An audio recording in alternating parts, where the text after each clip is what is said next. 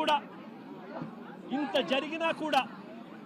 ఒకవైపున చట్టాన్ని ఉల్లంఘించింది పోలీసులే, ఒకవైపున చట్టాన్ని అపహాస్యం చేసింది పోలీసులే, మరోవైపున పోలీసులే వీరిని అబాసుపాలు చేస్తూ వీరి కుటుంబ గౌరవాన్ని మంట కలుపుతూ ఒకవైపున చేయకూడని పనులన్నీ పోలీసులు చేసి ఆ తర్వాత వీరి మీద ముద్ర వేస్తూ ఉన్నారు.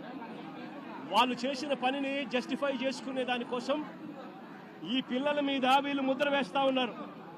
సంఘ విద్రోహ శక్తులుగా, నేరస్తులుగా, గంజాయి బ్యాచ్గా, రౌడీలుగా వీళ్ళ మీద బురద వేసే కార్యక్రమం చేస్తూ ఉన్నారు.